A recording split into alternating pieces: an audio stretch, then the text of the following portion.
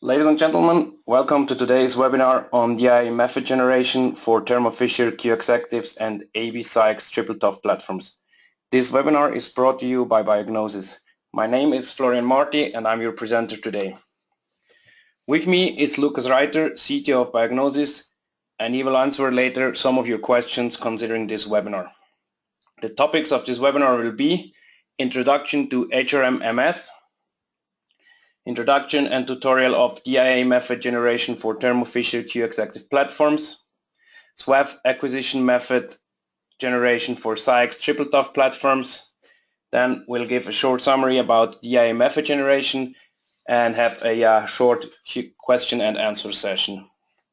This webinar is recorded and can be used afterwards as a guide through the generation of your method at your facility. Slides can also be provided upon request.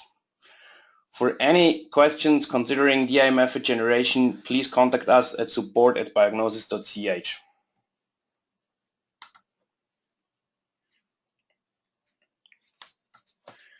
The proteomics challenge as defined by Biognosys is bridging the gap between the lack of current technologies, where on one side we have antibody-based ELISA experiments that have a very high ability to quantify, but can only quantify a few proteins at a time.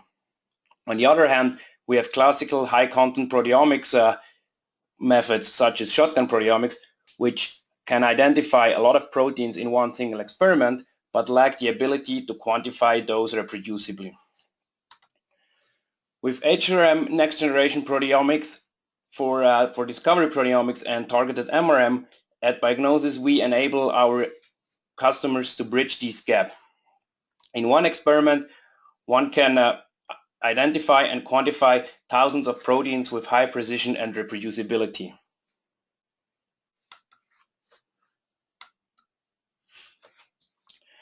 To do so, at Biognosys, we provide you with workflows. On one hand, we have the HRM-MS workflow, where we have sample preparation kits, the IRT kits for retention time normalization, and the Spectronaut software to do the targeted data analysis of the HRM-MS data.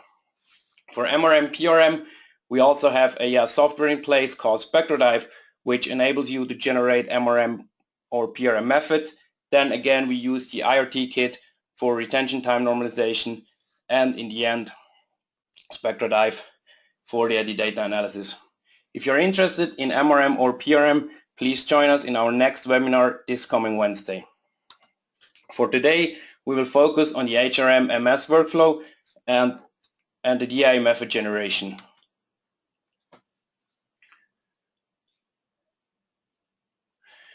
Next generation proteomics hyper reaction monitoring is based on data independent acquisition, which is also called DIA or SWATH mass spectrometry. It uses targeted data analysis with spectral libraries. It allows you to comprehensively and reproducibly analyze all detectable proteins in your sample, thus leading to an unmatched proteome coverage, which is ideal for discovery proteomics applications. In 2012, we have started a comparative study between DDA and DIA to show the major improvements of DIA. As you can see here, the number of full peptides identified in one single run is higher than in DIA than in DDA, and also the number of reproducibly identified and quantifiable peptides are higher in DIA compared to DDA. Thus, the lower number of missing values in DIA allows you for higher statistical power in your downstream analysis. Furthermore, the CVs in DIA MS2 quantification are much lower than the CVs in DDA MS1 quantification. To achieve these kind of results, three things are important. First, you need a complete spectral library. For this, we already had a webinar on the 23rd March in 2016. This webinar is available upon request. Second is a robust DIA method, which we will explain today how to get your DIA method to achieve these results. And last but not least, you need a powerful, fast software that you can analyze your DIA data. For this, we have Spectronaut, where we also had recently a webinar on how to use Spectronaut to analyze HRM-MS datasets.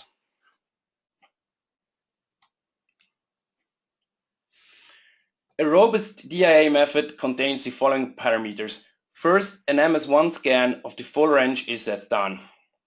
Second, an amount of MSN scans are recorded to cover the entire MS1 range. The method is influenced by the chromatography, which influences in itself the selectivity and sensitivity of the method. Peak capacity of your chromatographic setup directly determines the required cycle time. The cycle time, on the other hand, must match the chromatographic peak width. Sharp peaks can lead to short cycle times, whereas wide peaks need longer cycle times.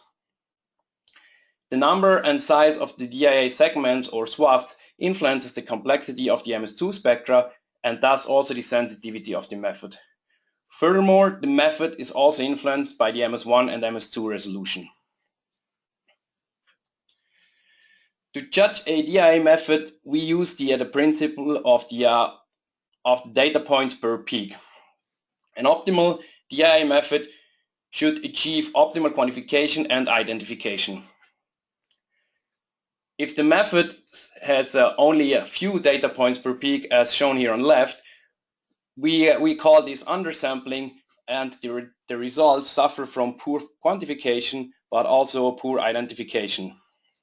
On the other extreme, where we are doing oversampling, the quantification is good, but again the identification is poor because we are missing a lot of peptides in the sample.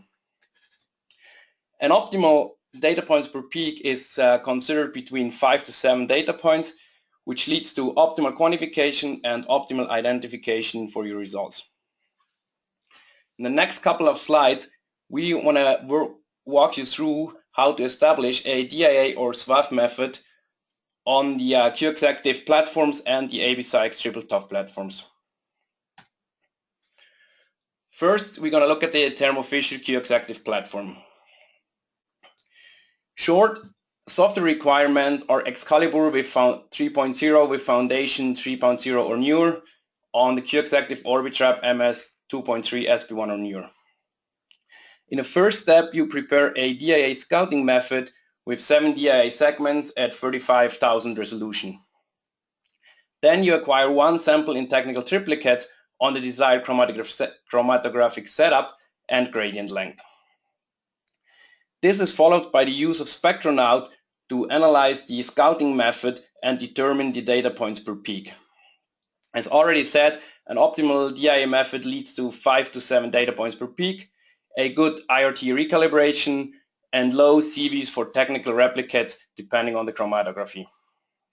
Then in the next step, based on the values generated with the scouting method, you adapt your DIA method and increase the number of segments to match the desired data points per peak.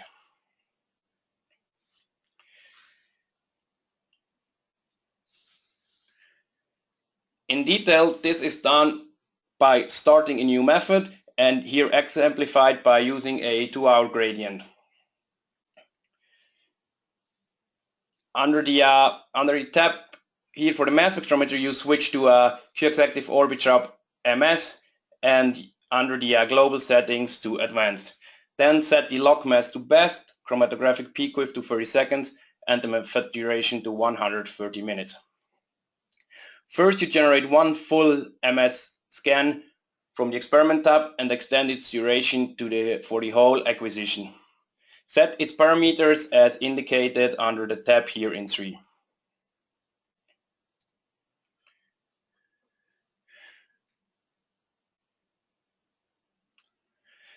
Then for the first scouting method, 7 DIA segments are generated with a width of 60 Thomson with 1 Thomson overlap starting from 500 Thomson.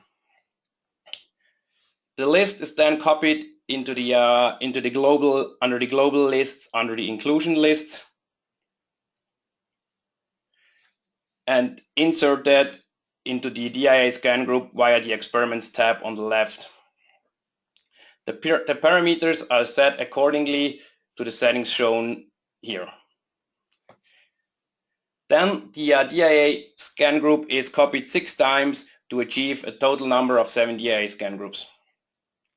The isolation width is changed accordingly and ordered sequentially to the calculated exemplary widths. The method is then saved and data can be acquired in technical triplicates to assess the DIA scouting method.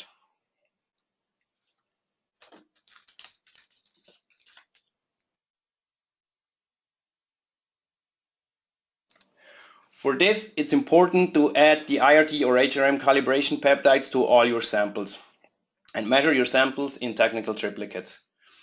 The data can then be analyzed in Spectronaut 9 using a spectral library. Under the review perspective, the lower panel is set to run overview. And the number of data points per peak is noted.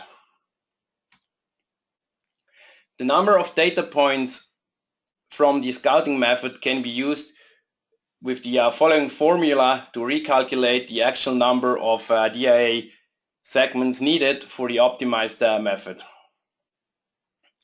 The window boundaries, widths and centers are calculated as described earlier and saved. The scouting method is then saved under a new name and the DIA segments are duplicated to reach the predetermined number of segments. Again, the DIA window centers are then copied into the global exclusion list and the isolation width has to be changed accordingly.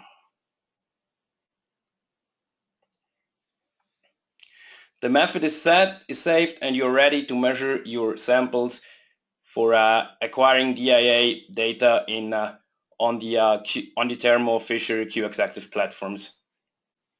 After acquiring all your data, you can analyze your data with Spectronaut and check for low CVs, good IRT recalibration,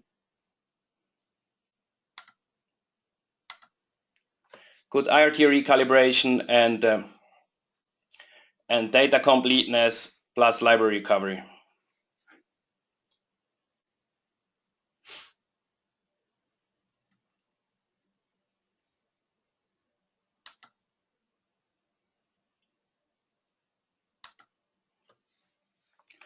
On the next couple of slides, I will walk you through how to do the SWATH method generation for Sciex TripleTOF platforms.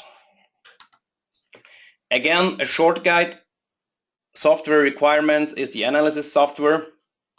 In a first step, you prepare a DIA scouting method with 15 SWATHs with an accumulation time set to 100 milliseconds.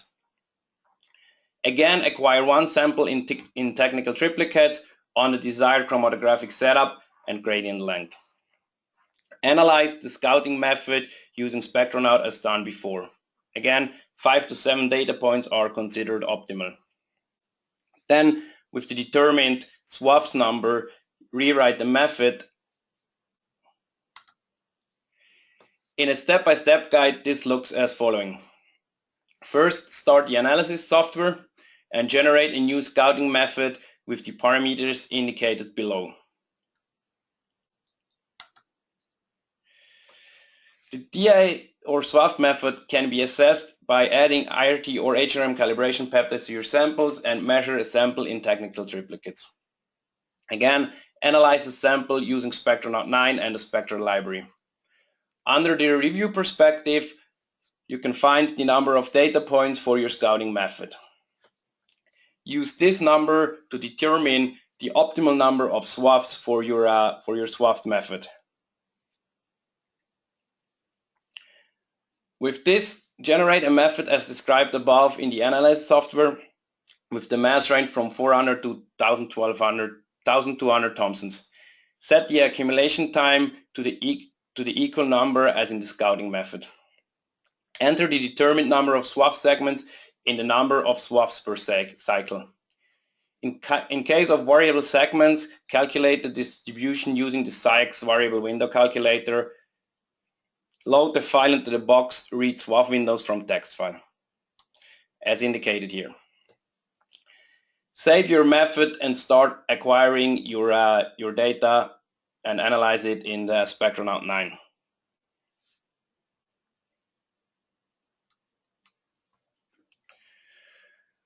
What I showed you today is that DIA-based HRM mass spectrometry outperforms DDA. A robust DIA method is essential to achieve great results. The tuning of the DIA or SWATH method is easy. All one needs is 5 to 7 data points per peak and a scouting method to determine the optimal number of DIA SWATH segments. A DIA method needs to be established once for every chromatographic setup. As in all cases, Biognosys assists you in establishing a good method and helping you to achieve the best performance for your experiments.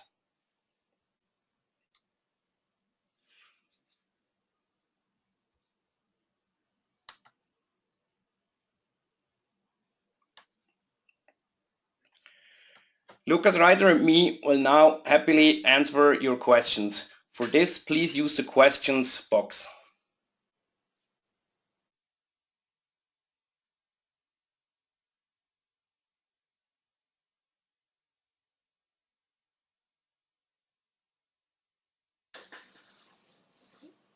Jetzt die Frage schon wieder.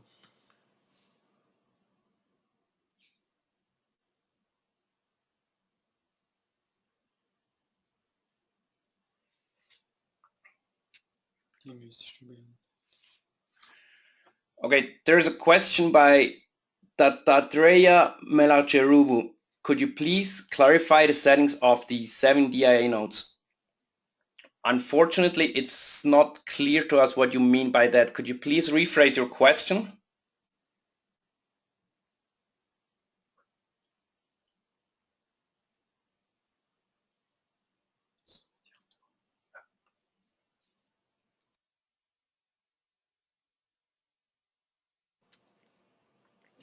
Meanwhile, we will answer the next question posed by Christine Vogel.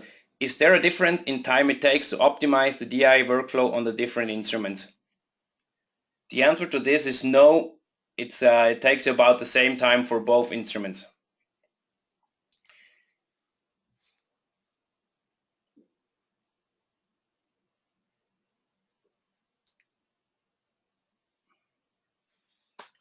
Yan Chen asked whether this seminar is recorded. Yes, as indicated on our first slide, the seminar is recorded and it will be sent to all participants.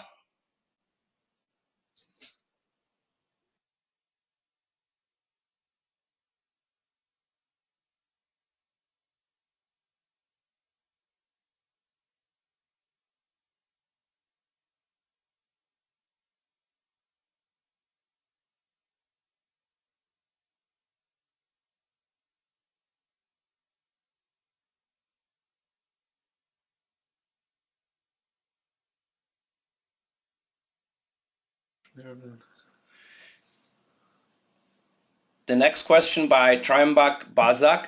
Variable SWATH windows will be more helpful to minimize transition interference.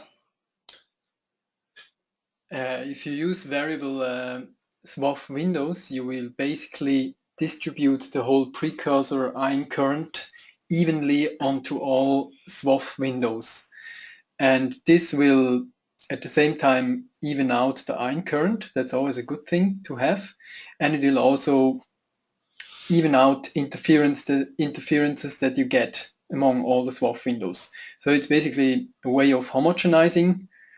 You will get the same number of ions in there, you will have roughly a similar complexity, and that's just in general beneficial for the whole analysis.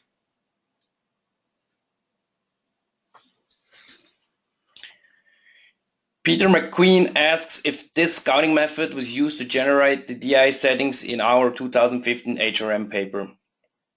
In general, for all our LC-MS setups, we use the process as described in this webinar to establish our methods.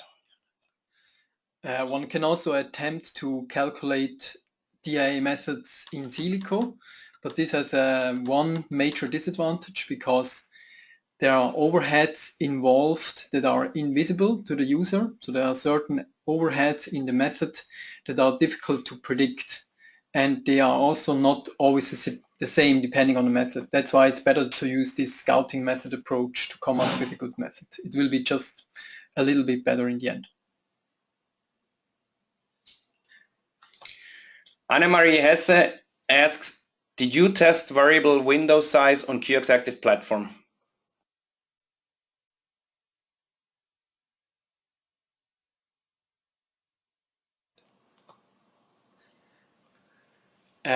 As published in our MCP paper in 2015, we also use variable windows methods on our Exactive platform. It's also possible.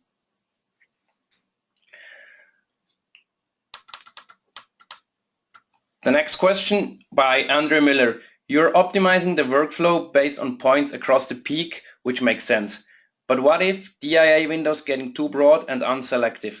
How much does that impact the spectral library search in terms of IDs and FDRs? Okay, you will not have to worry about FDRs in general, because if an FDR estimation works, it will just assure that in your results you will have, for instance, a 1% FDR. The only thing that can happen if your windows get too large and you still want to have an FDR of 1%, it means that your results will get smaller. So it means that your results satisfying a 1% FDR will be a smaller set, but you will never have to be afraid that your FDR is higher in the end, because if this would happen, your FDR estimation wouldn't work. And in general, we could see that, for instance, when having very short gradients, the SWATH windows or DIA windows will automatically get larger, but this works to surprisingly short gradients. So you can try this also yourself. You can make surprisingly short gradients with very large windows, and your analysis will still work very well. Then again, Christina Vogel, are there general tips on optimal gradient setup for DIA that might be different from DDA? Obviously, depending on sample complexity. In other words, should one keep the gradient as short as possible for some reasons, or spend time on making peak widths as narrow as possible, or is it the same as for DDA? In general, it's good to aim for the highest possible peak capacity, meaning aim for the smallest peaks that you can have. Of course, your system robustness should also be satisfied. But in terms of the difference between DIA and DDA, I would say there is none. It is a small advantage if you are using nonlinear gradients. It's an advantage if you have the highest possible peak capacity. And in general, we can see that the relative difference between DIA and DDA is highest around 1 hour, or so around 1 hour gradient time on the Exactive HF or Fusion platform. The difference is really large. So you get roughly more than twofold better results with DIA than DDA. Although not topic of this webinar, but still a valid question is, how do you usually generate spectral libraries for DIA? In short, at Biognosys, we use either no or only little fractionation using reverse phase high pH. More about spectral library generation you can actually get out of our latest webinar on spectral library generation. Then the next question, for which applications do you prefer which platforms? Exactive versus Sciex TripleTOF? In general, it's not so easy for us to answer this question since we only run Exactive platforms, or we only run Orbitrap platforms here. So we never really recently directly benchmarked two platforms against each other. The only thing we can say is that Spectronaut perfectly supports both of these platforms and also the Brook platform. Dattatreya Melancherubu had some technical issues and asked, therefore, I lost momentarily the volume. Could you please give me the main objective of the DIA scouting run?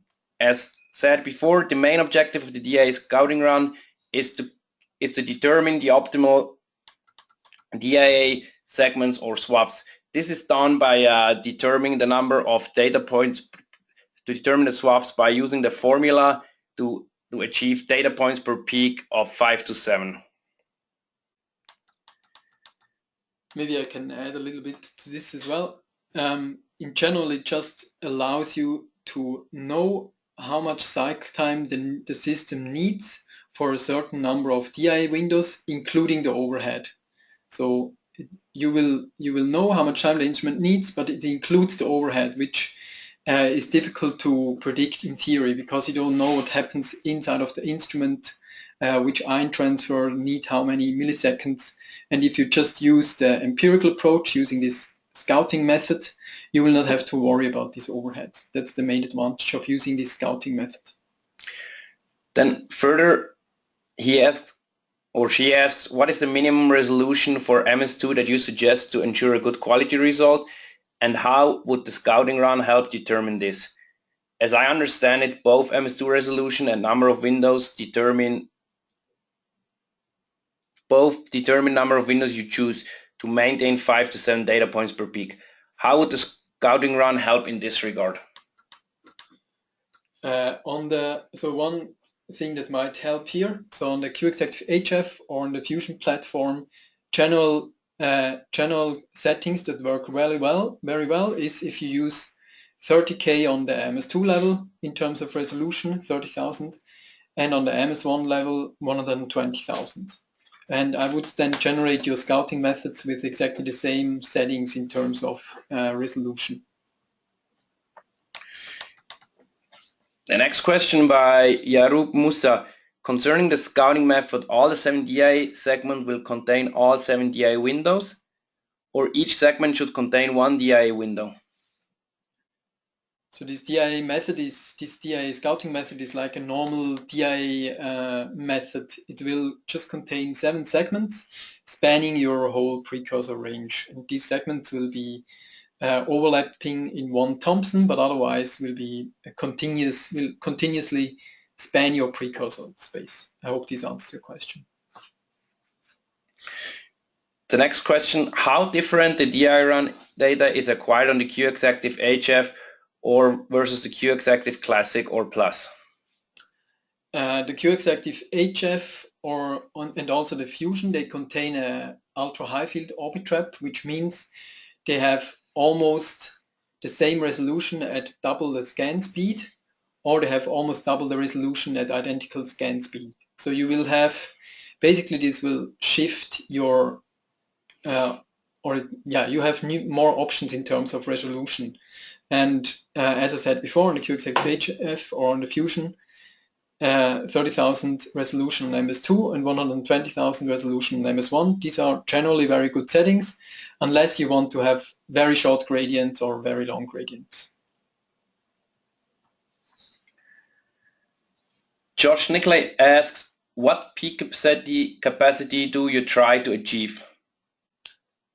We try to have peak capacities in the range of 600, 700.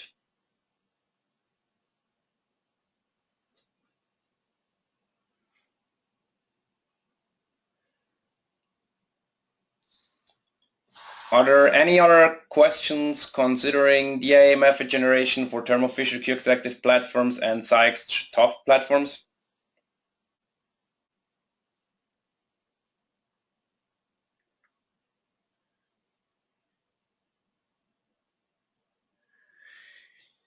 Jinshu Ju asks, do you advise in running every sample of an experiment in technical triplet kits? Generally, we always advise to use biological triplicates at least. So it's always better to have biological replicates rather than having technical replicates.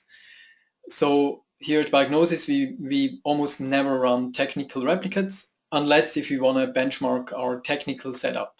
But if we do a real experiment, we aim to have biological replicates, and we aim to have at least 3, maybe also 5 or even more. In more clinical proteomics, we can easily also have 20, 40 or 50 replicates within one condition. I might add to this, in general, we're using technical triplicates only to determine our methods. and to assess our methods.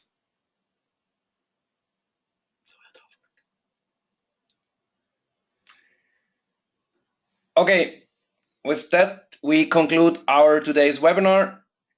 If there are any further questions considering all DIA related or MRM, PRM related questions, feel free to contact us at support@biognosys.ch. Thank you for your time and have a good day. Thank you, everybody.